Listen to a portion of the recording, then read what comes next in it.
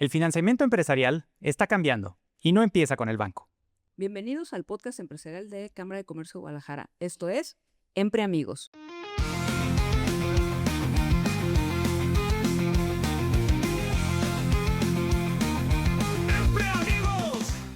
El día de hoy nos acompaña Alejandro Rocha Bracamontes. Él es Managing Director en Alloy Capital, una firma de crédito privado con más de 25 años invirtiendo en México y otros mercados emergentes. Desde Alloy, Alejandro participa en la administración de más de $300 millones en préstamos estructurados para compañías exitosas en el país. Además, es cofundador de Soldiers Field Angels, un fondo de capital de riesgo que impulsa startups mexicanas. Su trayectoria incluye experiencia en Goldman Sachs y Banco Santander en Londres, así como haber sido socio director en Cima Corporate Finance. También ha trabajado en Procter & Gamble y fundó su propia empresa en Los Ángeles, Bullseye Brand LLC. Además, Alejandro participa activamente en Amex Cap, en los comités de crédito y promoción y es tesorero de la organización México en Movimiento. Es ingeniero químico por la Universidad Iberoamericana, graduado con honores y tiene una maestría en administración de empresas por Harvard Business School. Bienvenido, Alejandro. Miriam, Raúl, gracias por invitarme. Felicidades por este espacio. Al contrario, Alejandro, muchísimas gracias que estés aquí con nosotros, un honor recibirte.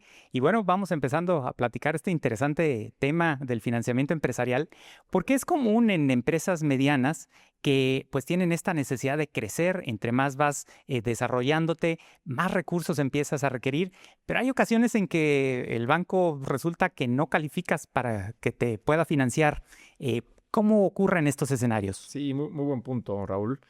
Pues el primer paso que hay que entender es que las compañías, conforme se están desarrollando, van a necesitar capital para seguir desarrollándose, ¿no?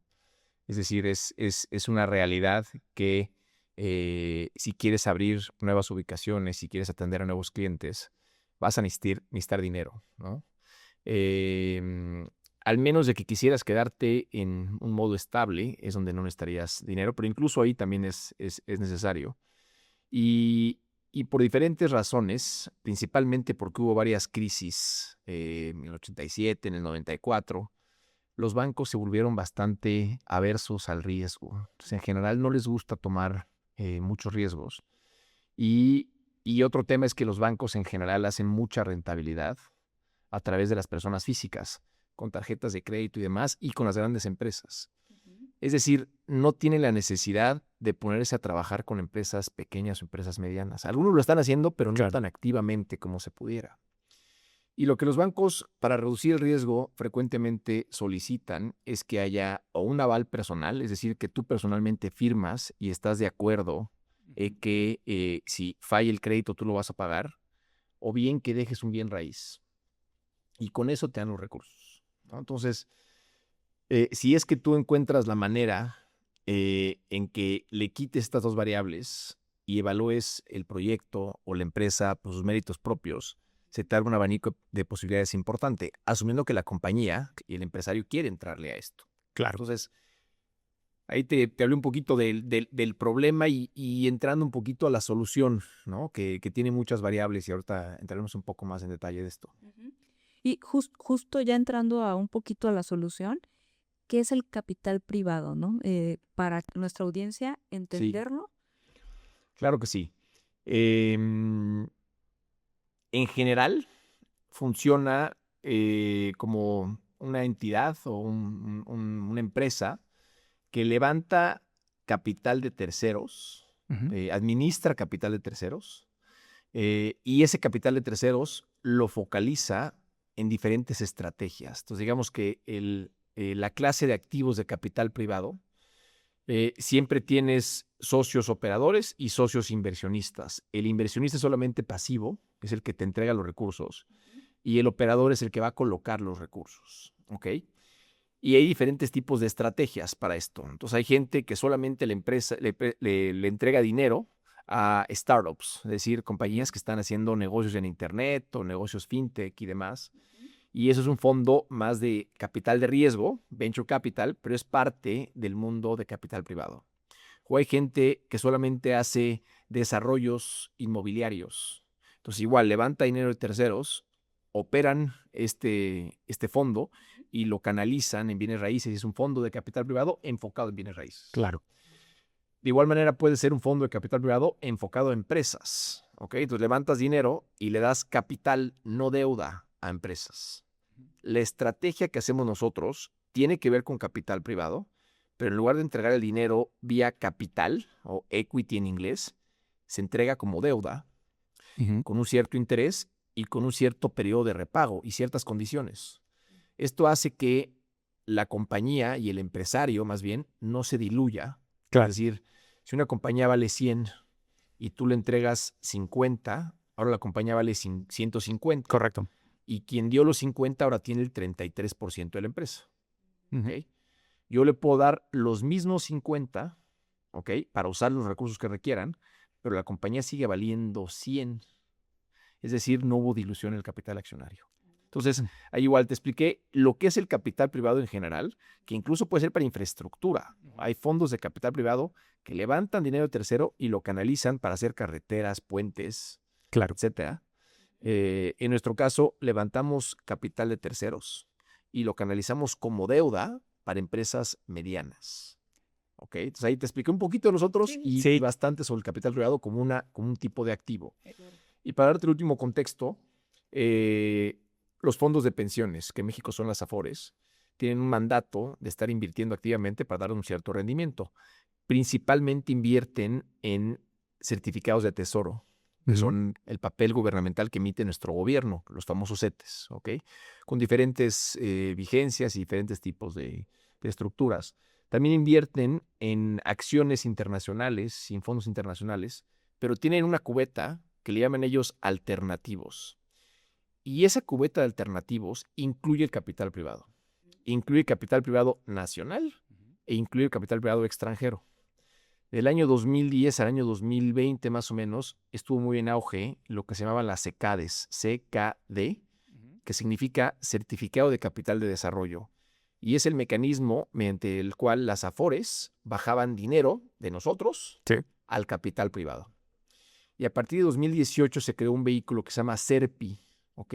Y ese CERPI le permite a las AFORES invertir en capital privado, pero también en el extranjero. Las CECADES solamente invertían en capital privado nacional. Hoy por hoy nuestras AFORES tienen en el bucket, en la cubeta de alternativos, tienen capital privado nacional y capital privado extranjero, ¿ok? Y dentro de esta cubeta de alternativos hay todo tipo de alternativos, como les decía. Capital privado, crédito privado, capital privado sin infraestructuras, bienes raíces, capital de riesgo, venture capital, ¿ok? Y ahí se espera que eso pueda llegar a ser hasta el 20% de una AFORE. No en todos los casos llega a ese nivel, por lo general están en un monto mucho menor, pero eso hace que la AFORE en el monto completo que administra esté diversificado entre los CETES que te comentaba, capital en acciones que cotizan en bolsa y también esto que se llaman alternativos, ¿no? Y fibras que podrían o no encajar dentro de los alternativos. Sí, qué interesante todas estas figuras y maneras pues de inversión, pero al final estamos un poco partiendo de este punto de decir las empresas pues requieren este financiamiento y tú nos decías pues puedes salir y buscarte un inversionista que te diluya tu participación y al final pues vas a tener menos oportunidad. Es mejor que te lo presten y entonces tú sigues con tu capital íntegro. Pero traigo aquí un dato, por ejemplo, el INEGI, 4 de cada 10 empresas en México ven rechazada su solicitud de crédito bancario y de ellas que les aprueban, solo el 60% obtiene, solo el 40% obtiene lo que solicita, más del 60% les dan menos de lo que solicitan. Entonces, esta manera de decir, a ver, vamos volteando a métodos no tradicionales de obtención de recursos, que sería el caso del crédito privado, ¿cómo podría una empresa empezar a visualizarlo? Así que primero ataco el tema capital, porque no quiero que nuestra audiencia se quede con la idea de que levantar capital es malo. Claro. Hay ocasiones en las cuales lo que requiere la compañía es capital o equity. Y sobre todo tiene que ver cuando el estar pagando intereses no hace sentido. ¿Okay? Es decir, yo estoy en etapa de crecimiento y el dinero quiero lo que genere, quiero estarlo reinvirtiendo en el mismo crecimiento.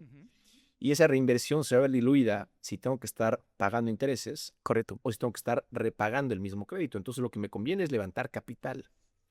Pero si estás en una etapa un poco más estable o no te quieres diluir, el levantar deuda hace todo el sentido del mundo, que es lo que hacemos nosotros. ¿Por qué ha sido difícil que los bancos tengan más apetito? Ahorita los datos que daba Raúl son muy relevantes. Tiene que ver con lo que mencionaba al principio. Se han vuelto más aversos al riesgo. No tienen gente tan especializada en ciertos niveles para hacer un análisis profundo. Es decir, los bancos grandes, por supuesto que tienen a gente sofisticada que puede analizar a las compañías.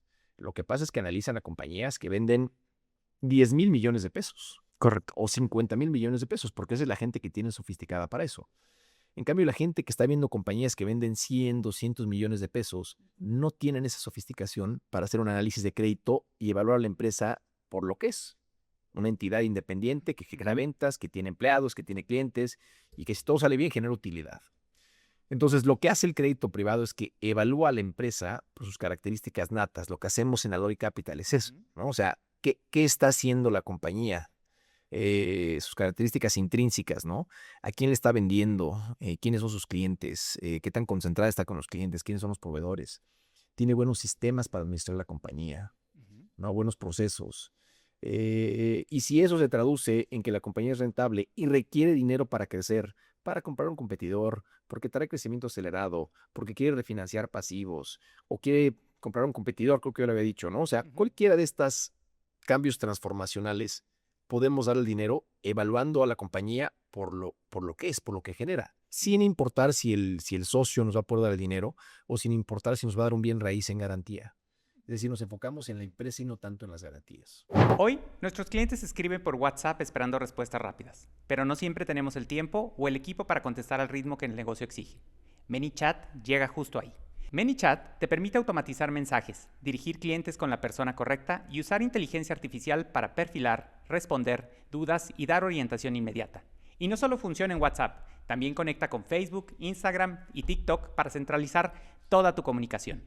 Si quieres profesionalizar tu atención, ahorrar tiempo y convertir más conversaciones en ventas, esta es la herramienta ideal. Y enEmpre Amigos, queremos que lo pruebes sin pretextos. Te regalamos un mes gratis de ManyChat Pro. Solo entra a manychat.partnerlinks.io/empreamigos. Da el paso hoy y descubre cómo una buena automatización puede transformar la forma en que tu negocio conversa, vende y crece. Es decir, ustedes analizan entonces esta operación y esa operación, digamos, es el aval de que ese crédito va a ser pagado operativamente en su momento. Tenemos dos productos. Un producto más enfocado a empresas operativas, ¿okay? Y otro enfocado a empresas financieras. Entonces empiezo con las empresas financieras, que es un poquito más fácil de entender. ¿Qué es una empresa financiera? Es la que le presta a otros. Entonces le puedes prestar para que compren un coche. Le puedes prestar para que compren una casa. Le puedes prestar a otras empresas más chiquitas, a pymes, para que se sigan desarrollando. Puede ser microcréditos, que el microcrédito es cuando arman un pequeño grupo, principalmente de mujeres, a gente que no le daría, no es sujeta de crédito, y entre ellas tienen que solidariamente responsabilizarse por el crédito de los demás. Eso se llama microcrédito. Lo inventó Mohamed Yunus, ganó el premio Nobel por esta invención en Bangladesh hace, creo que ya como 50 años. O bien prestas incluso para pensionados, ¿no? Entonces, gente que está pensionada y que pues, no se ve que pueda estar capitalizando el dinero que recibe mes a mes.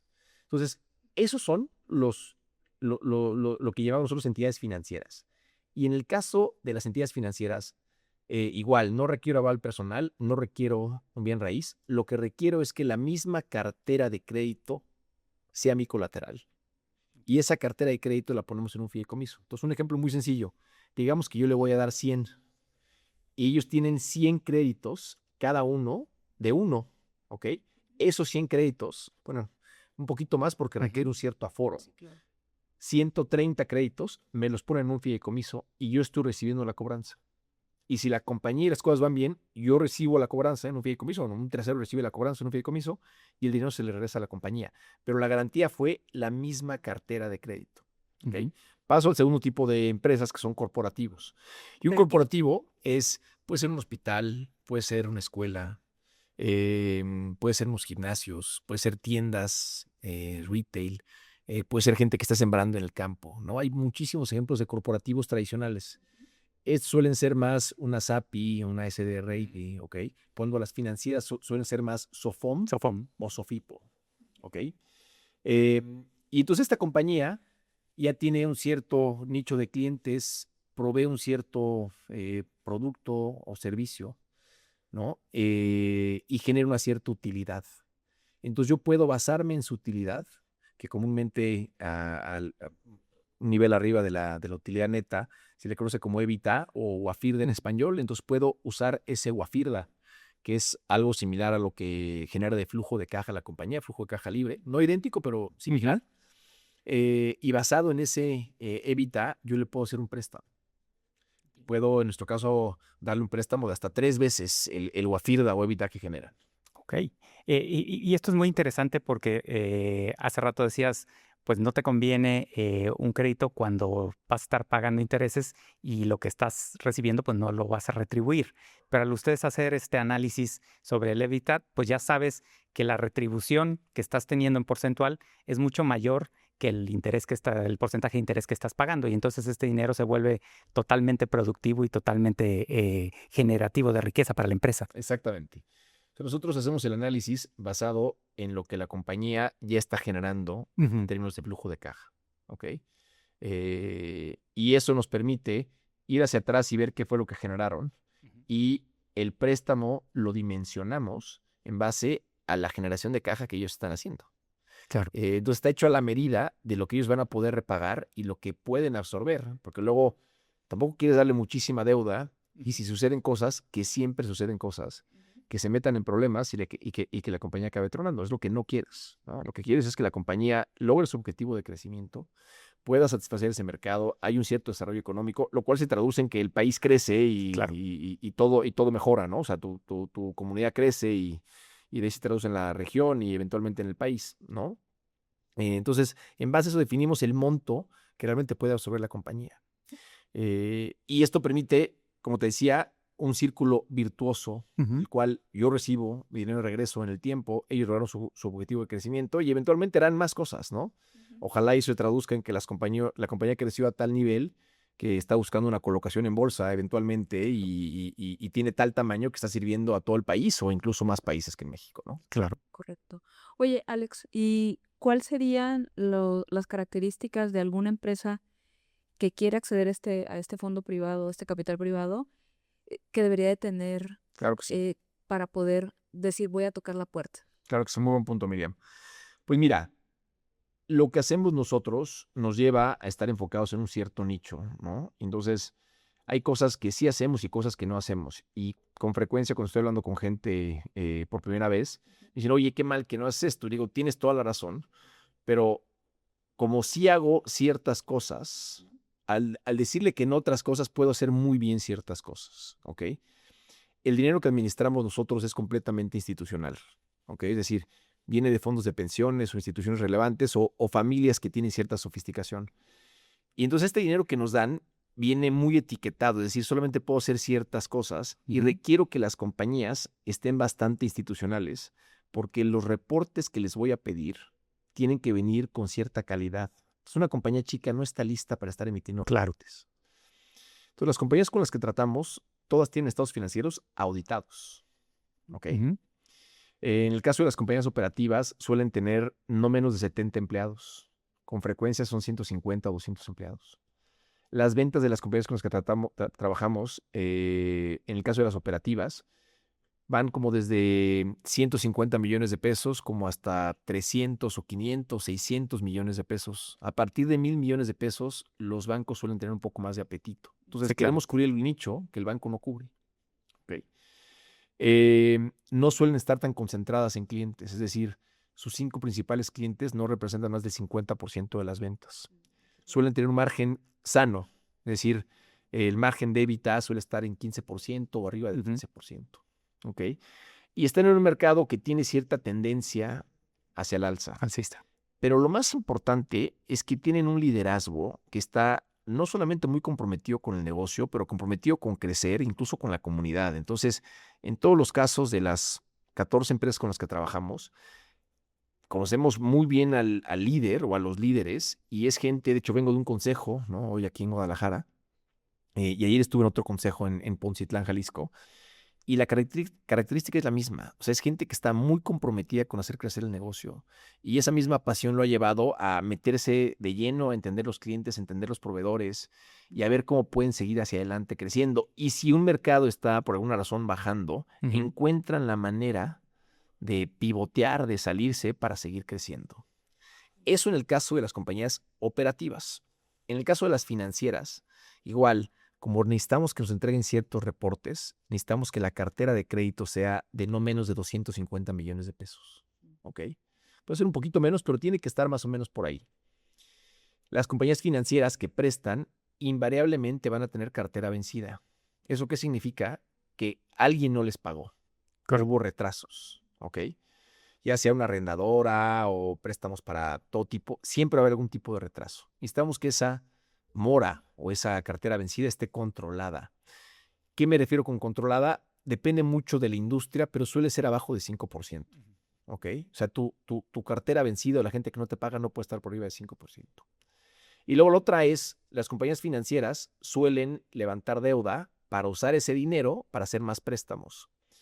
Y en ocasiones pueden tener mucha deuda con respecto al capital. Eso es algo que cuidamos muchísimo, porque igual si viene un resfrío en la economía y tú tienes mucha deuda, puedes no tener el dinero para estar pagando la deuda y quiebras.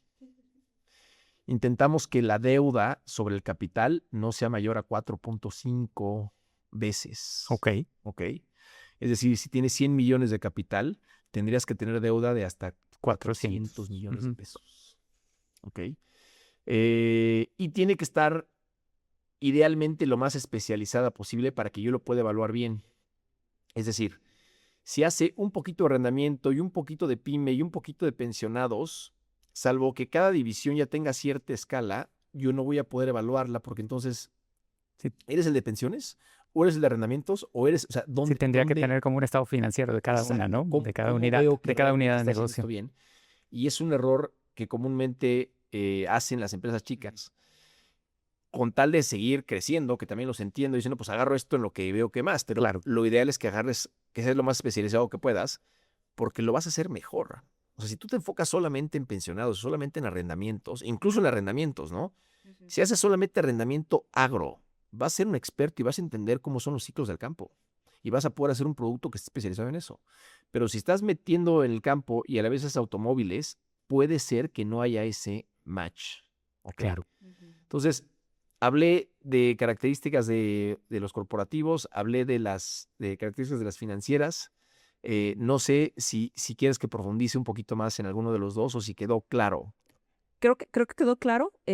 A lo mejor podríamos profundizar en que tengan RP, cierta tecnología, cierta infraestructura, ¿no? Que también son algunos componentes que soportan justo lo que tú decías, su operación. Sin duda. Las compañías con las que tratamos sí están bastante institucionalizadas. ¿Qué significa eso? Que tienen procesos estándares, ¿ok? Estuvo muy de moda hace tiempo las certificaciones ISO y nosotros seguimos creyendo que es un buen camino, más no es algo que necesitamos. Pero el estar certificado es que alguien ya vino y validó que tu proceso está bien documentado. Eso es más extraordinario, ¿ok? Necesitamos que la información financiera esté clara para el que opera, y con eso tome decisiones, y también clara para los terceros. Y eso hemos visto que solamente se logra si la compañía está auditada. Y está auditada por alguien reconocido, y no tiene que ser alguien de un despacho grande, pero es alguien que realmente está dedicándole el tiempo para entender bien los números y que se refleje correctamente la contabilidad. ¿Ok? Porque si tú no sabes exactamente cómo te está yendo, puedes pensar que vas ganando el partido, ¿ok? Y realmente vas perdiendo. ¿No? Claro. Es como estar jugando un partido de básquetbol y si pues vamos muy bien porque estamos metiendo muchas canastas, pero pues no sabes realmente. No sabemos cuántas llevamos. Ok. En términos de sistemas, es decir, ERP, CRM y demás, es complicado que yo recomiende, tienen que tener esto y esto porque depende muchísimo de la industria. Por lo general, Si es una compañía que hace algún tipo de tema de logística, ya va a tener un sistema bastante robusto, ¿ok? Y puede ser SAP o puede ser alguna otra marca que esté ayudándole a manejar sus inventarios y a manejar la bodega y demás.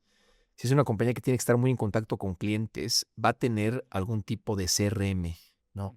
Customer Relationship Manager, el cual tiene una lista de todos los clientes y un seguimiento puntual con ellos. Nada más para que no se te olvide, ¿ok?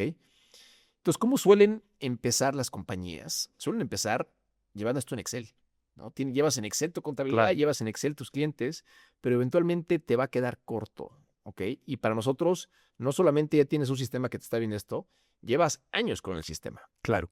¿ok? Porque si no, no vas a poder crecer. Y es increíble cuando sí haces esta inversión en plataformas tecnológicas que no son tan caras, es cuando realmente empieza a haber un crecimiento relevante de las empresas.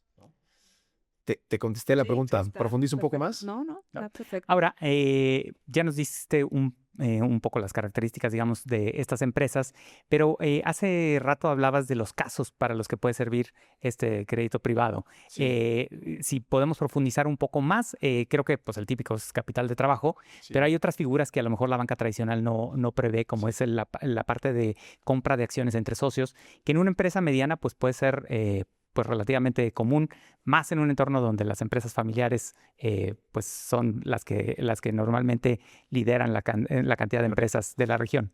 Mira, se divide en 4 Ujú. nuestro producto y si quieres voy profundizando en cada uno. Claro. El más sencillo es crecimiento acelerado. Si tu crecimiento es 5 o 6%, realmente no requieres un préstamo mío. Si estás creciendo al 15, 20%, lo que va a pasar es que tu capital de trabajo, y capital de trabajo es el neteo de tus cuentas por cobrar, cuentas por pagar e inventario. Hay más cosas, hay impuestos por pagar y demás, pero básicamente son esas 3. Y lo que pasa cuando estás creciendo es que vas a necesitar más dinero para financiar ese crecimiento, ¿ok? Además de que vas a tener que estar invirtiendo en marketing, lo cual puede ser un poco de capital de trabajo, ¿ok? Además de que vas a estar invirtiendo en nuevas contrataciones, ¿ok? Entonces, ese crecimiento tiene que ir soportado por un modelo financiero que te diga, si hoy vendo 100, yo al hacer estas inversiones, al tener este nuevo personal, al tener estos nuevos equipos para vender, debería estar vendiendo 150, ¿ok? Pero para vender 150 requiero 100, porque va a ser 50 este año, 50, entonces me da 100 y voy a subir mis ventas de 100 a 250 en los siguientes 3 años. Correcto.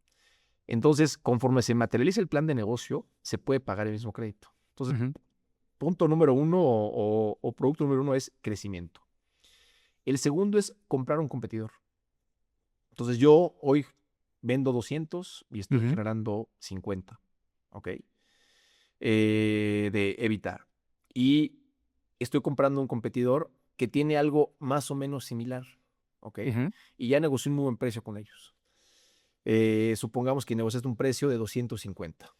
Entonces, tú ya tenías algo de ahorros y vas a poder poner 100, pero el precio es de 250, ¿ok? Entonces, te hacen falta 150. Y yo te doy los 150. ¿Y en base a qué? De hecho, puedo darte hasta un poquito más, porque veo tus utilidades y veo las utilidades a quien estás comprando y las sumo, porque vas a ser dueño de la empresa. Claro. ¿Ok? Y esas utilidades, si es que haces bien la integración, tendrán que ser más, porque vas a eliminar algunos abogados y vas a sumar algunos clientes y va a haber sinergias. Claro. ¿Ok? Entonces yo puedo empezar a 250 o incluso 200 porque entre las dos compañías vamos a poder comprar esto. Y en ese caso, perdón que te interrumpa, ¿cómo miden el riesgo de la integración? Porque puede ser que a lo mejor la empresa que adquieres no está tan estructurada como la otra. Completamente. ¿Qué vale la base? O sea, esa es la razón por la cual los bancos no suelen hacer financiamiento, adquisiciones o M&A, como se llama en inglés, que M&A significa Mergers and Acquisitions, ¿no? Fusiones y adquisiciones. Dicen, ¿qué pasa si esta integración no funciona? Pues todo se me viene abajo, ¿ok? Y te diría, tiene mucho que ver con el criterio. Entrevistando claramente a quien está, sobre todo a quien está comprando. Porque el que está siendo adquirido, al menos de que tenga un plan de incentivos muy claro, ya le vale gorro. Sí, correcto. ¿Ok? Pero el que está comprando tiene que tener un plan muy detallado de qué fue lo que ya encontró la empresa, a quién va a retener, a quién va a dejar ir y a quién va a meter para complementar. ¿Ok? y tienes que verle en los ojos esa hambre de decir, yo voy a solucionar las broncas que van a surgir, porque ¿qué crees? Van a surgir. Correcto. Y es un tema de ver, pues, qué ha hecho él antes, ¿ya sabes? Cómo ha crecido su negocio, cómo ha enfrentado a dificultades y cómo las ha superado. Su preparación académica, ¿no? Preparación profesional, y en base a eso hacer un juicio. Si no, pues esta persona, en base a todo esto, parece que sí lo va a hacer. Y eso se puede traducir en un valor numérico. La realidad es que llevamos mucho tiempo haciendo esto y ya podemos tener algo de feeling de que sí lo va a poder lograr la persona. Correcto. ¿Ok? Invariablemente hay broncas en la integración. Invariablemente. ¿Qué hacemos? No les exijo que me empiecen a pagar el principal desde el principio. Me tienen que pagar interés desde el principio, pero el principal les doy un cierto plazo. Eso es muy atractivo. 12, 18, 24 meses. Entonces da tiempo para que se materialicen las sinergias, para que se integren y ya integrada la compañía crezca. Correcto. ¿Ok? No, pues interesante. Segundo caso. Entonces, primero fue crecimiento, Ajá. segundo fue compra de empresa. La tercera Avanza es la tercero. recompra de un accionista. ¿Ok? Y de hecho, he estado ahorita hablando con mucha gente aquí en Guadalajara sobre un producto que estamos empujando mucho, que en inglés se llama Management Buyout, que es que el mismo equipo directivo le compra la empresa al patrón. Pero hagamos ese ejemplo de un lado y ahorita regreso a él. ¿Ok? El ejemplo más sencillo es, hay 3 socios, uno opera y los otros 2 no operan. Y entonces el que opera le dice a los otros 2, oye, ustedes nada más están aquí cobrando. ¿Qué pasa si les hago un cheque grande por su participación y yo sigo operando? Pues ¿de cuánto estamos hablando? El caso es que se ponen de acuerdo y como esa cantidad es suficientemente jugosa, Claro. por lo general acaban aceptando. ¿Ok? Esa negociación que estoy diciendo ahorita que es muy sencilla, no suele ser tan sencilla. Sí, no. Suele tomar mucho tiempo y suele haber mucha fricción. Pero eventualmente el que sí opera va a querer comprar al que no opera. No siempre, pero con mucha frecuencia. Y eso puede ser desde el hijo que compra al papá, el sobrino que compra al tío, el hermano que compra a los otros hermanos, ¿no? Hay muchas figuras, Sí. ¿no? O el que sí opera comprando a los amigos. Igual, aquí no hay sinergias porque no hay otra compañía. Aquí le apostamos mucho más a la capacidad humana de esta persona que va a estar completamente empoderada. Porque de ser dueño en una tercera parte, ahora pasa a ser dueño en un 80 o 90 o 100%. Eso motivacionalmente debe cambiar. Y si lo estructura bien, Ujú. va a invitar a otros de sus colaboradores a que le entren con él. Y nosotros le decimos, oye, a ver, brother, no puedes solo, ¿ok? ¿Quién de tu equipo clave tiene que estar contigo y cómo lo vas a incentivar? Ujú. No, pues tal y tal, les voy a pagar más. Digo, sí, buenísimo que les pagues más, pero ¿qué más? Dales acciones. Y esta parte es súper delicada porque muy poca gente quiere dar acciones. Sí. Y les explicamos el por qué es importante que su equipo clave, y si preguntas a mí, que toda la compañía tenga una participación. ¿Ok? Entonces, ese producto es, yo compro a otros accionistas, pero yo ya era socio. Hablemos del caso que les decía de Management Buyout, que es que el equipo ejecutivo compra al dueño. Entonces, un ejemplo que les pongo. Una compañía que se dedica a temas de autopartes, ¿ok? Manufactura piezas para autopartes. El dueño tiene 67 años y se quiere jubilar. No tiene hijos hombres que les interesen y sus hijas mujeres tampoco les interesa. Les interesa el negocio. Ha intentado vender la empresa y ha habido algunas ofertas, pero no han sido tan jugosas. ¿Y qué pasa en México? En México en general hay pocas fusiones y adquisiciones. Y ahorita si quieres para que hablemos de eso y por qué pasó. Claro. Y dice, pues la verdad es que sí me caería bien yo ya hacerme un lado del negocio, pero tampoco me quiero ir gratis, ¿no? Entonces, supongamos que esta compañía vende 25 millones de dólares, 500 millones de pesos, y que genera una EBITDA de 5 millones de dólares o 100 millones de pesos, ¿no? Estoy haciendo una conversión muy sencilla, aunque el tipo de cambio es distinto, ¿ok? Y le dice a sus empleados, a los 3 claves, el CFO, el de finanzas lleva 18 años con él, el de operaciones lleva 15 y el de ventas lleva 12, ¿ok? Le dice, oigan, yo les puedo vender la empresa a ustedes. Y como son ustedes, estoy dispuesto a vendérselas a 5 veces el EBITDA. Es decir, si yo se la vendiera a un tercero, es probable que pudiera conseguir 6. ¿Ok? Me voy a tardar más y va a haber más broncas. Pero si las vendo a ustedes, pues la verdad es que les tengo mucho cariño. Me llevo una buena lana y les dejo el legado a ustedes. Pero requiero que ustedes consigan la lana y vean cómo le hacen. Entonces, ¿qué hacemos nosotros? Yo puedo darle, si el precio va a ser un poquito arriba de 25, 5 por 5, 25 Ujú. billones de dólares. Habrá algo de coste de transacción y algo de capital de trabajo, es un poquito arriba de 25. ¿Ok? Yo puedo darles, si la compañía cuenta con las características, pues entre 12 y 15 millones de dólares. Entonces nos faltan 10. Ujú. ¿Ok? Yo voy a querer que los que están comprando, que son el director de operaciones, el de finanzas y el de ventas, le metan una buena lana. Voy a querer Claro. que hipotequen su casa, Que metan todo. Sí, sí, claro. que inviten a sus primos, tíos, vecinos y que le metan como 5. ¿Ok? Es decir, le metieron Amarrar. 100 millones de pesos. ¿No? ¿De Ujú. dónde lo sacaste? No me importa. ¿No? Digo, es una compañía que ya tiene cierto tamaño y deberían de poder conseguir esta lana. Claro. Y luego va a haber un hueco y ese hueco viene de algún tipo de inversión institucional. Ok. Ya sea otro fondo de capital privado que sí haga capital, Ujú. equity, o bien de algún family office. Pero esa parte, te digo, ya que tienes al equipo ejecutivo y a nosotros, esa parte es más o menos fácil de conseguir. No es tan complicada. Y con eso conseguiste el dinero y puedes entregarle el dinero al dueño. Entonces, ¿qué pasa? La gente que viene de adquirir esta empresa se súper empodera, ¿ok? El dueño se va con un buen cheque. Idealmente, esa lana no se la lleva del país, porque Ujú. entonces se produce una cierta generación o transferencia de dinero internamente, ¿no? Si se ve del país, pues menos, ¿no? Sí. Lo que queremos es que eso siga quedando en México, pero estos ejecutivos se súper empoderan, Claro. ¿no? Entonces yo he tomado como una misión personal el apoyar el movimiento social.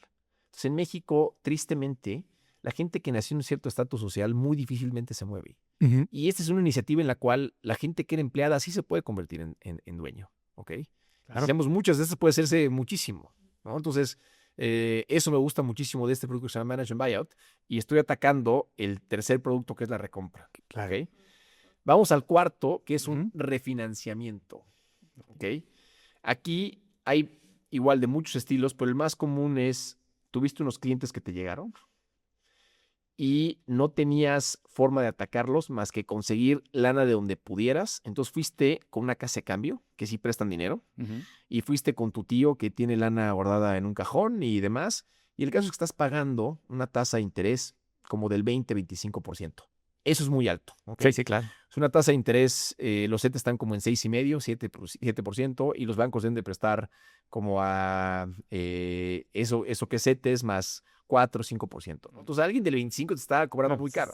Entonces puedes evaluar la compañía, refinanciar esos pasivos, pagarles y tener una tasa más competitiva, ¿ok? La otra eso es cuando ya tienes deuda. La otra es, no tengo deuda o tengo muy poca deuda y por razones personales me gustaría pagarme un dividendo, ¿ok? Ok. Se va a casar mi hija, entonces necesito pagar la boda y quiero por un pequeño rancho para la familia o algo de este tipo. Entonces igual, la compañía genera un cierto nivel de EBITDA, tengo poca deuda y yo le meto mucho más deuda y asumiendo que tengas cookie cufin, Ok. me hago una reducción de capital y me pago un dividendo. ¿Ok? Ok. Entonces el refinanciamiento tiene esas características. A los bancos, por lo general, igual no les gusta sacar a otro banco. Ujú.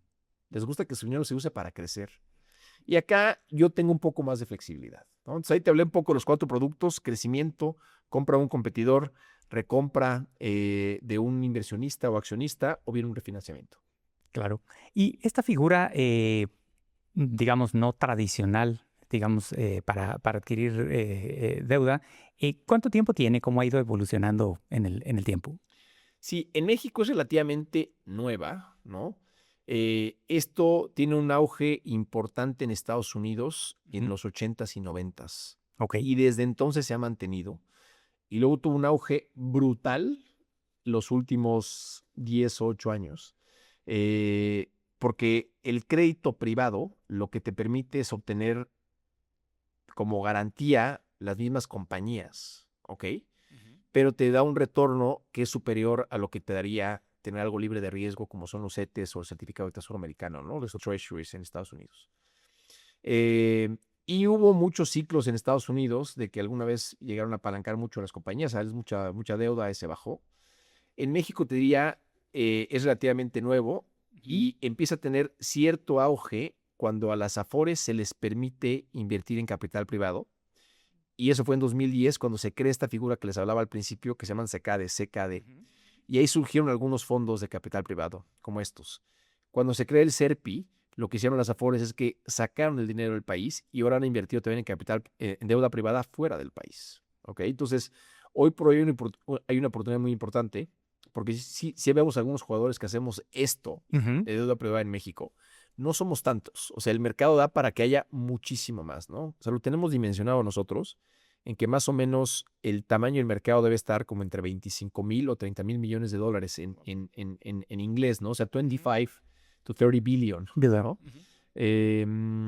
Y lo que se ha levantado de crédito privado está más como entre 4 o 5 mil millones de pesos. Es decir, hay un diferencial como de 20,000 millones de dólares, perdón. ¿No? Entonces, se han levantado 4 o 5 mil millones de dólares y el mercado lo tenemos estimado entre 25,000 y 30,000 millones de dólares. ¿Ok? Wow. Es decir, hay 20 billion en inglés, ¿no? O 20,000 millones de dólares en español de oportunidad de mercado para cubrir empresas medianas en este nicho. Va a crecer. Solo como dato interesante, en Estados Unidos el private credit global creció de 300 billones en 2010 a 1.6 trillones en 2024. Igual en inglés, trillions, Para trillions dimensionarlo, dólares. ¿no? La economía de México Ujú. a nivel de GDP, a nivel de Producto Interno Bruto, Ujú. es como de 1.3 trillones de lo que tú decías. Ajá. El crédito privado en Estados Unidos es más grande. Es más grande, correcto. que la Ajá, economía. que la economía de México. Wow, eso lo ponen en una En perspectiva. una buena perspectiva. Ujú. Y que para los que están conociendo de este tema y se preocupan, oye, pero es que el banco si quebra, estoy protegido. En el caso de utilizar esos instrumentos que me respalda, ¿qué leyes lo rigen? Si nos puedes platicar un poquito sobre Sí. eso. A ver, acaba siendo un contrato bilateral. Y quien está corriendo el mayor riesgo es quien entrega el dinero. ¿Ok? Porque no es como que están entregándome a mí su dinero en depósitos. ¿Ok? Entonces, ¿qué es lo que suele hacer el banco? El banco te dice, perfecto, yo te voy a dar un préstamo, pero requiero que la chequera de tu empresa y la nómina y el manejo de la caja lo pasas conmigo. Ahí sí tienes un riesgo de contraparte, porque ellos te dieron un crédito, pero a la vez tú tienes depósitos con ellos, tienes una chequera, tienes nómina, tienes muchas cosas. Y si el banco no funciona, pues sí tienes una bronca. ¿Qué es lo que hago yo? Tú mantienes tu chequera y tu nómina con quien tú quieras, ¿ok? Y yo te doy dinero para crecer. Entonces, el riesgo contraparte realmente no existe, porque si Aloy, por alguna razón, dejara de existir, que no lo creo porque vamos muy bien, ellos tendrán que dar el dinero de regreso a quien se acabe quedando con la cartera de Aloy. Entonces, no hay riesgo de contraparte per se. Claro, el riesgo de contraparte lo traigo yo al 100%.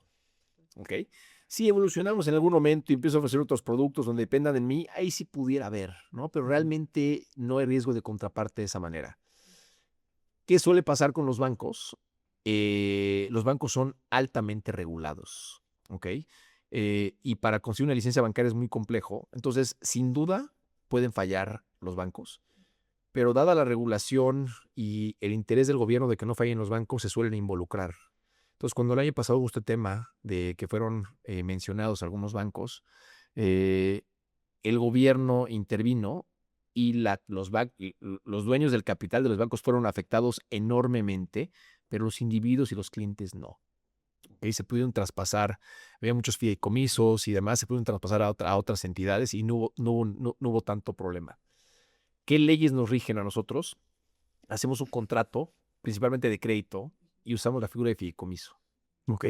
Entonces, lo que solemos hacer nosotros es tener leyes locales, puede ser leyes del Estado de Jalisco, leyes de la Ciudad de México, podemos tener con frecuencia algún arbitraje predefinido, es decir, si es que no nos ponemos de acuerdo, no tenemos que ir con un juez, podemos directamente nosotros resolverlo con un arbitraje, suele ser más rápido, no siempre se pone así, ¿no? Y es un contrato de crédito, un fideicomiso, en ocasiones dejamos algún tipo de activo, no bien raíz, pero si es que hay patentes o hay cosas relevantes que sustenten su operación, ese activo se toma una prenda, entonces es un contrato de prenda, ¿ok? Pero son leyes mexicanas muy sencillas. Otra cosa que hacemos mucho es que hacemos transacciones entre México y Estados Unidos. Ujú.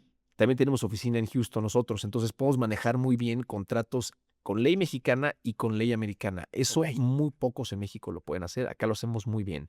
Y podemos poner una cuenta que reciba dinero ya sea en México o en Estados Unidos o que esté absorbiendo recursos, ¿no? Entonces tenemos esa Muy interesante. dualidad. ¿Ok?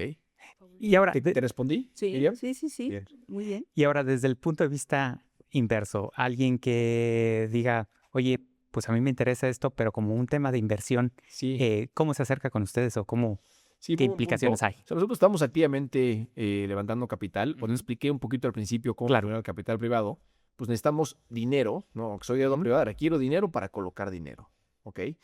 Y aquí lo que se hace es una inversión que implica más riesgo. No es algo que yo recomiendo para individuos normales. Claro. Tienes que tener un cierto nivel patrimonial para que puedas destinar un pequeño pedazo de tus activos a esto, ¿no? Entonces, ¿qué suele pasar con las familias que ya tienen cierto nivel de patrimonio?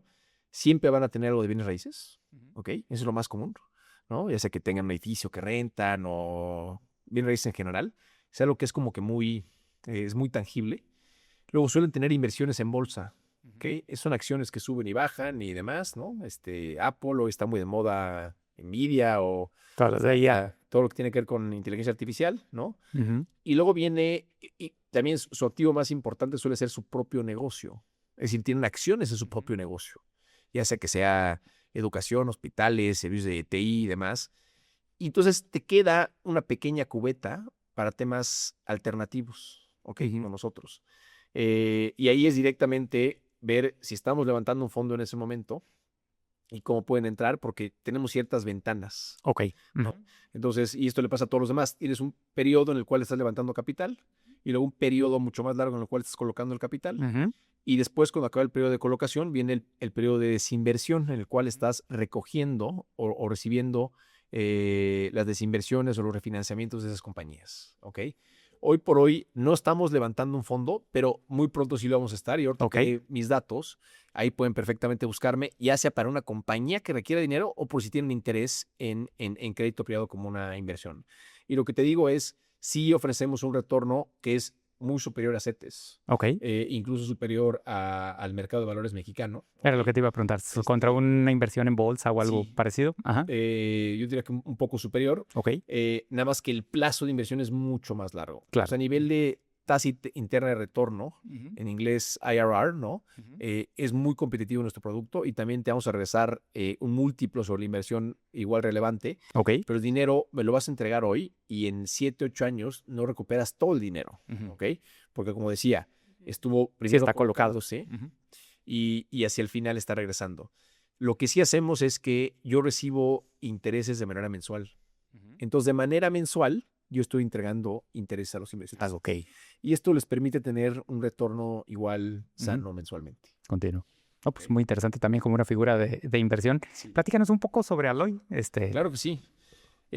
Aloy nace en el año 2015 y el fundador es americano, se llama Richard Bond.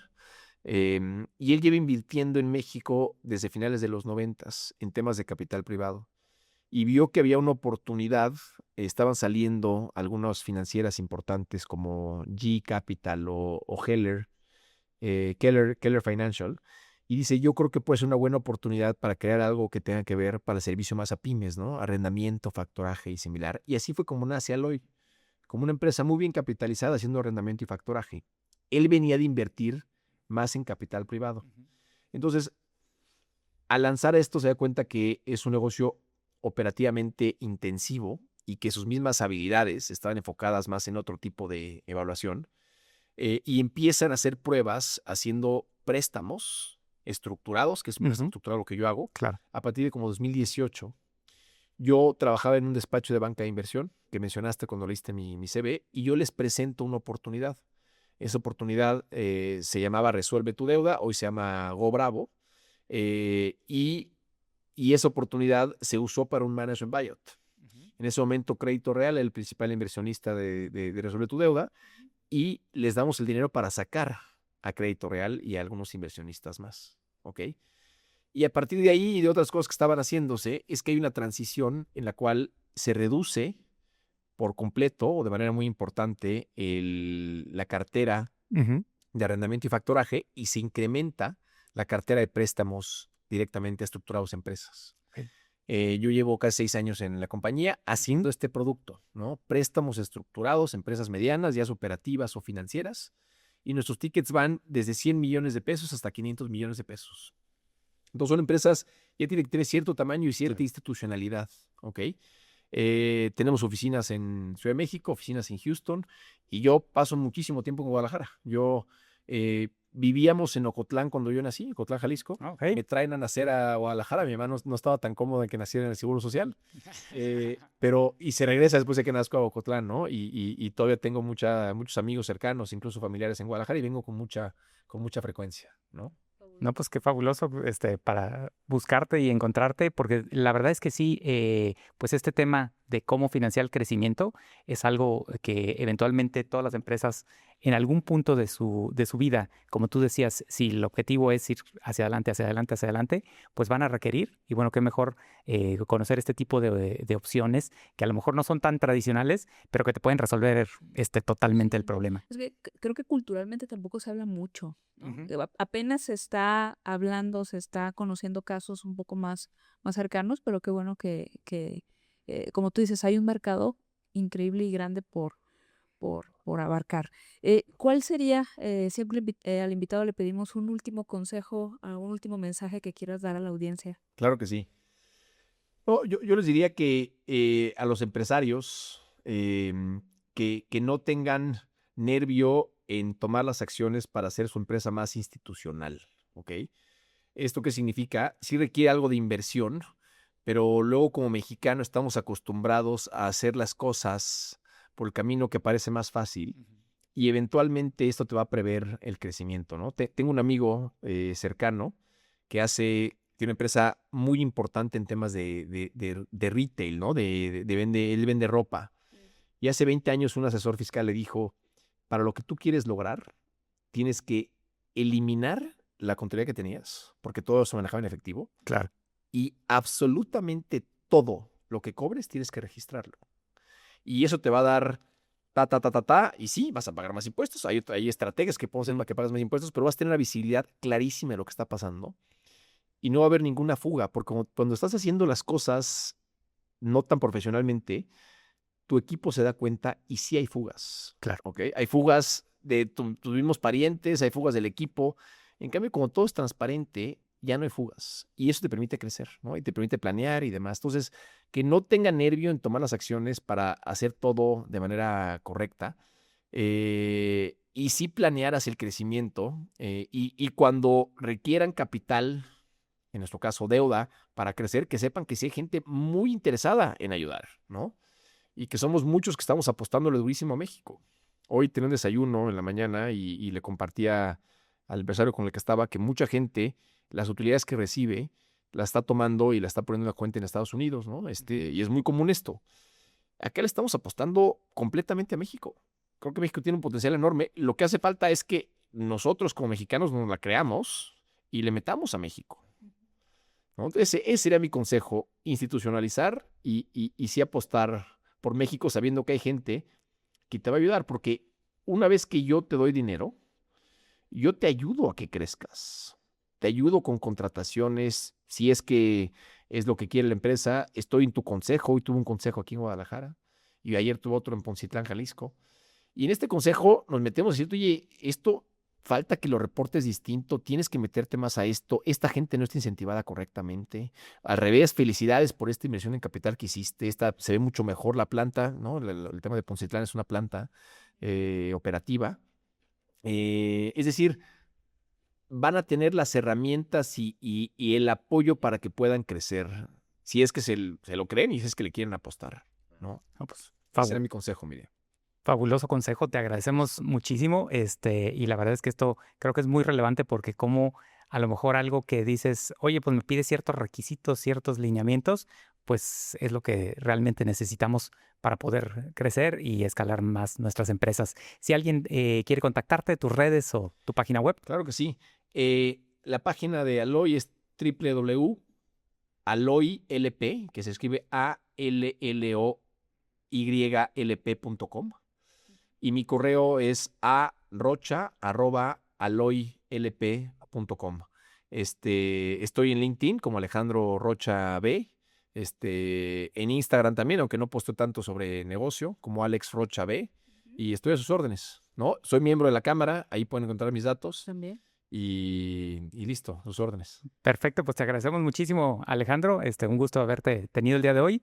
Todas tus ligas y redes las vamos a poner en la parte final del episodio. Gracias. Muchísimas gracias y también agradecerles a ustedes si algo de lo que escucharon el día de hoy los hizo inspirar, aprender o les gusta compartirlo con otro amigo, ayúdenos. Eso nos permite seguir trayendo más contenido. Volteen a ver ese botón que dice seguir. Si no está apretado, por favor, oprímanlo. Eso nos hará que el contenido replique a más empresarios. Muchísimas gracias y nos vemos en la próxima. Gracias, Alejandro. Y de Raúl, muchas gracias. Gracias.